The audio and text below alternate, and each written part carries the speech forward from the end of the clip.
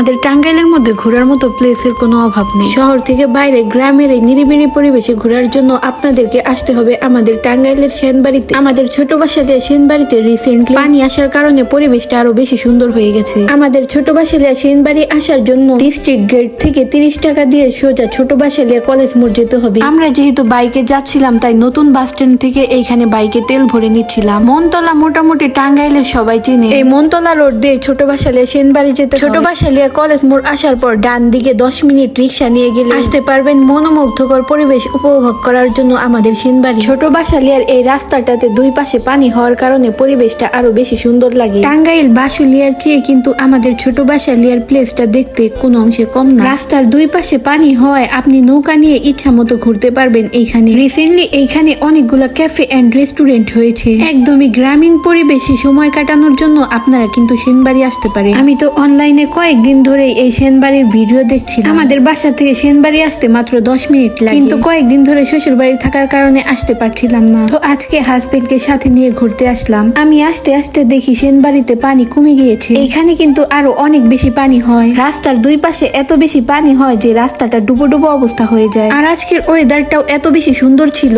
সব মিলিয়ে জায়গাটা কিন্তু অনেক বেশি সুন্দর লাগছিল। আর দেখেন আজকের আকাশটাও কত সুন্দর ছিল। এইখানে আসার পর আপনারা কিন্তু অনেকগুলোই নৌকা পেয়ে যাবেন ঘোরাঘুরির জন্য। এই সিজনে টাঙ্গাইলের বাসুলিয়ায় যে পরিমাণ ভিড় থাকে, আপনারা কিন্তু চাইলে টাঙ্গাইলের বাসুলিয়া বাদ দিয়ে আমাদের সেনবাড়ি ঘুরতে আসতে পারেন। বাসুলিয়ার চাইতে আমি মনে করি এইখানকার পরিবেশটা বেশি উপভোগ করতে পারবেন। আর বাসুলিয়ায় যে পরিমাণ নৌকার ভাড়া চায় ভাই, বাসুলিয়ার নৌকার ভাড়া দিয়ে আপনারা ইজিলি সেনবাড়িতে 2-3 বার ঘুরতে পারবেন। সেনবাড়িতে কিন্তু আপনারা অল্প টাকায় নৌকায় ঘুরতে পারবেন, প্লাস অনেক সুন্দর সুন্দর ছবি এবং ভিডিও করতে পারবেন। তো অনেকক্ষণ ছবি ভিডিও করার পর আমরা একটা রেস্টুরেন্টে চলে যাই। এই রেস্টুরেন্টে ঢোকার পর খোলা আকাশের নিচে দেখেন ভিউটা কত সুন্দর এসেছে। মাঝে মাঝে এমন খোলা আকাশের নিচে ঘুরতে এসে মনটা কিন্তু অনেক বেশি ফ্রেশ হয়ে যায়। তো এখানে আসার পর আমি বলছিলাম আমাকে কিছু ছবি এন্ড ভিডিও করে দাও। এই রেস্টুরেন্টের নিচে আমি দেখছিলাম কতটা পানি হয়েছে। পানি কমে যাওয়ার কারণে ততটাও বেশি পানি ছিল না। তো এইখান থেকে আমি ফুচকা অর্ডার করেছিলাম। হাতে বানানো ফুচকা থাকার কারণে এই ফুচকাটা অনেক বেশি মজার ছিল। আর পুরোটা রেস্টুরেন্টে কিন্তু সুন্দর করে লাইটিং করা ছিল। সন্ধ্যার পরে লাইট গুলা অন করলে আরো বেশি সুন্দর লাগবে। রেস্টুরেন্টে খাওয়া দাওয়া শেষ করে বাহিরে এসে দেখি এইখানে মিষ্টি পান আলা মামা। তো এই মামার কাছ থেকে অনেকগুলো মশলা দিয়ে একটি পান নিয়ে নিলাম। দেখেন কি সুন্দর এখানে বাচ্চারা নৌকা নিয়ে খেলা করছে। এই সেনবাড়িতে কিন্তু আরো অনেকগুলা নতুন রেস্টুরেন্ট হয়েছে। কিছুদিন আগেও কিন্তু মাত্র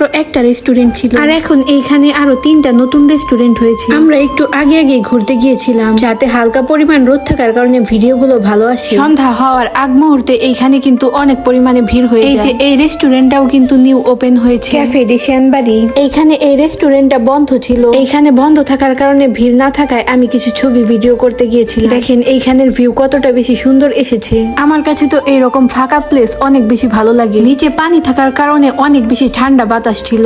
এখানে অনেকগুলা নৌকা ছিল, আর এইখানকার অনেক মানুষই এইভাবে জাল দিয়ে মাছ ধরছিল। সব মিলিয়ে পরিবেশটা একদমই গ্রামীণ পরিবেশ ছিল। এখানে অনেকেই নৌকা নিয়ে ঘুরতে যাচ্ছিল, কিন্তু আমি আজকে কোনো নৌকায় উঠিনি। মাঝে মাঝে শহর থেকে বাইরে মন ভালো রাখার জন্য এরকম খোলামেলা পরিবেশে কিন্তু ঘুরে আসা। তো কেমন লাগলো জায়গাটা সবাই জানাবেন। আজকের ভিডিওটা এই পর্যন্তই ছিল। সবাই ভালো থাকবেন। আল্লাহ হাফেজ সবাইকে।